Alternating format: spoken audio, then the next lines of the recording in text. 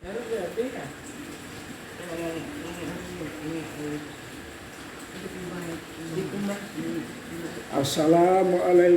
warahmatullahi wabarakatuh. Alhamdulillahirabbil alamin. Wa bihi nasta'in ala umuri dunya waddin. Wassalatu wassalamu ala asrofil anbiya'i wal mursalin sayyidina wa maulana Muhammadin wa ala alihi wa sahbihi ajma'in. Wala haula wala quwata illa billahil aliyil azim. Amma ba'd. Jamaah yang dirahmati Allah, pertama-tama marilah kita panjatkan puja dan puji syukur kehadirat Allah Subhanahu wa Ta'ala yang telah melimpahkan rahmat-Nya kepada kita sehingga kita dapat melaksanakan sholat subuh secara berjamaah tanpa halangan satu apapun. Kedua kalinya, selawat serta salam yang telah kita haturkan kepada junjungan kita Nabi besar Muhammad SAW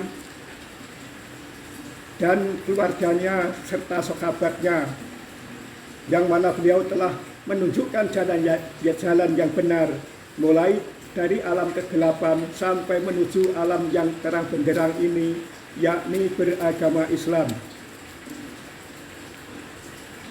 Para jamaah sholat subuh yang dimuliakan oleh Allah, sekarang kita menjelaskan masalah sholat. Jadi sholat itu penting karena sholat itu adalah tiangnya agama, sehingga sebagaimana dijelaskan oleh Rasulullah SAW dalam sabdanya sebagai berikut: as-sholatu imaduddin, faman aqamaha faqad aqamadin, waman tarokaha faqad hadamadin. Salat itu adalah tiang agama. Barang siapa menegakkannya, berarti ia telah menegakkan agama. Dan barang siapa meninggalkannya, berarti ia telah merobohkan agama. Hadis riwayat Baihaqi.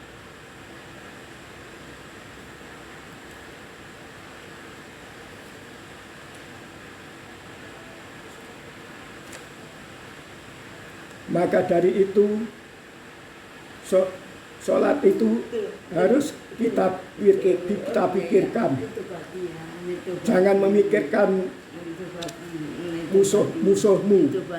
Kalau kamu memikirkan musuhmu, maka musuhmu itu terlalu kotor kalau kamu pikirkan.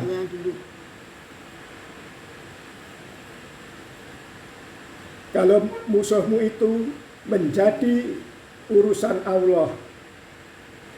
Ini kata Abdul Somad. Ini bukan kata Supandi. Kalau Supandi ini cuma nyontek itu saja.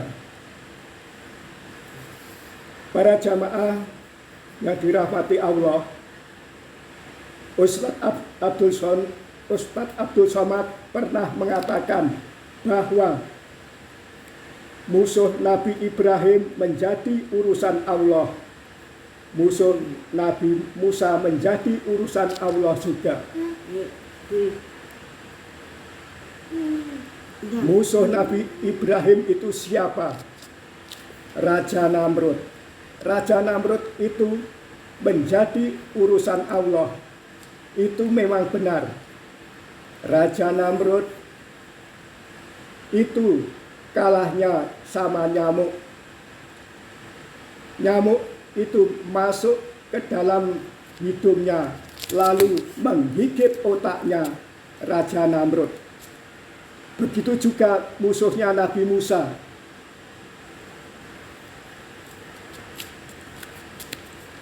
Musuhnya Nabi Musa, Raja Fir'aun. Raja Fir'aun itu juga menjadi urusan Allah, sehingga Raja Fir'aun matinya tenggelam di Laut Merah. Nabi Musa punya tongkat. Tongkatnya dibuat mukul pinggirannya laut, lalu lautnya surut menjadi jalan bisa dilewati.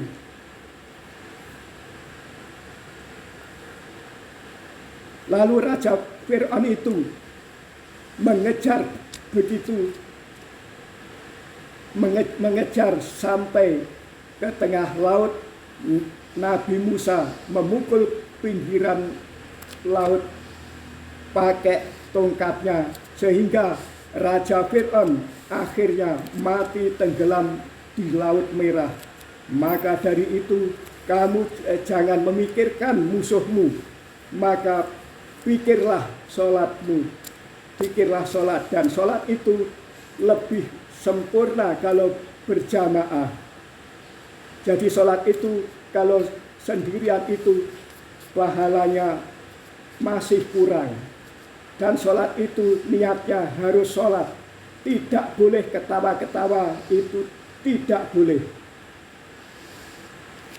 Kalau ada yang bikin kamu ketawa-ketawa, maka anggaplah itu setan.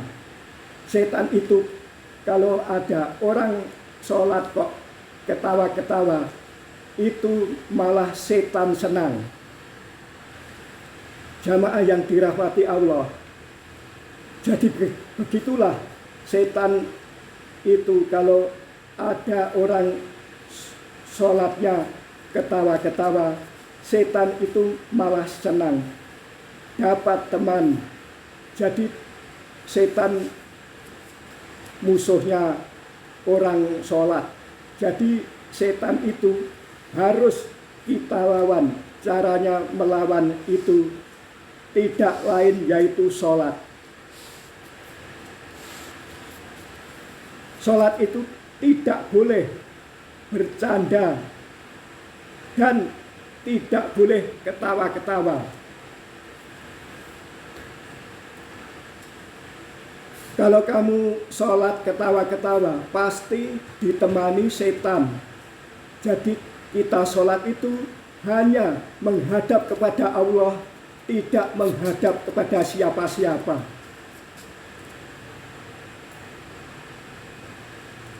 Dan kita sholat itu pasti membaca at-tahiyat.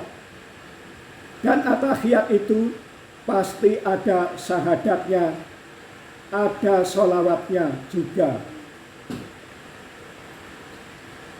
Jadi kita selain membaca at-tahiyatul,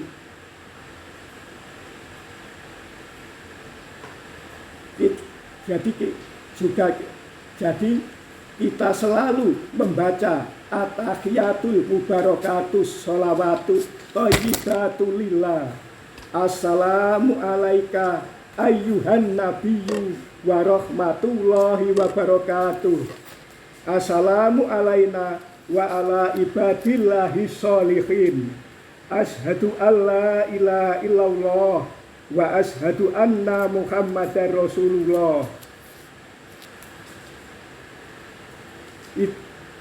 Ini